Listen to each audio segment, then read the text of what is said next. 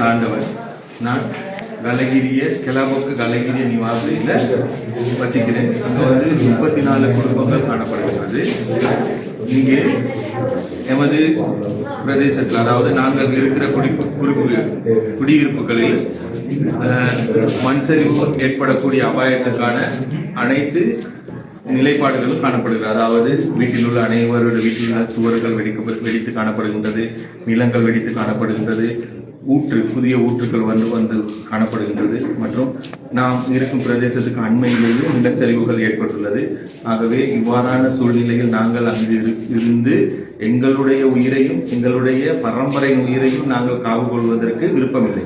ஆகவே எனவே நாங்கள் எமது கிராம சேவை உத்தியோகருடன் தொடர்பு கொண்டு நாங்கள் அனைவரும் நேற்று இப்பாடசாலைக்கு, அபிராமி பாடசாலைக்கு அவர்களே செல்ல சொன்னார்கள்.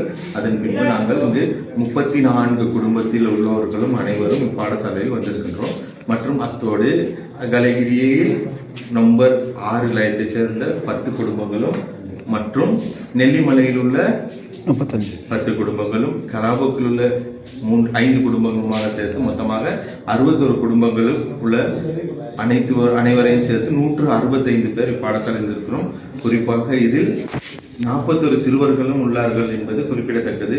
எங்களுடைய இந்த பிரச்சனையானது நாங்கள் வேற எதுவும் கேட்கவில்லை. நாங்கள் வாழுகிற இந்த இடம் அனைவரும் வாழக்கூடியதாக, அதாவது எங்களுடைய சமூகம் வாழக்கூடியத ஒரு இடமாக காணப்படுகிறதா என்று மண் பரிசோதனை செய்து இந்த இடம் மண் சரிவு அபாயம் ஏற்படக்கூடிய இடமா அல்லது இது மனிதர்கள் நாங்கள் வசிக்கக்கூடிய இடமா என்று எங்களுக்கு பரிசோதனை செய்து கொடுத்தாலே எங்களுக்கு பெரிய உதவியாக இருக்கும். அவ்வாறு நாங்கள் இதுக்கு அனைத்து விதமான காரணங்களும் அல்லது இதுக்கு மண் சரிவு ஏற்படக்கூடிய அனைத்து செயற்பாடுகளுக்கும் கூறப்பட்டுள்ள செயற்பாடுகளுக்கு ஏற்பவே காணப்படுகிறது. ஆகவே இது நாங்கள் வாழ்றதுக்கு, அதாவது நாங்கள் வசிப்பதற்கான ஒரு ஏற்ற இடமாக நாங்கள் அனைவரும் கருதவில்லை என்று சொல்கிறோம்.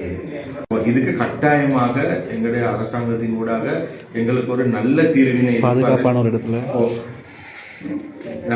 எங்கள் அனைவருக்கும் நல்ல ஒரு தீர்வினை ஏற்படுத்தி தருமாறு மிக தாழ்மையுடன் கேட்டுக்கொள்கிறோம்.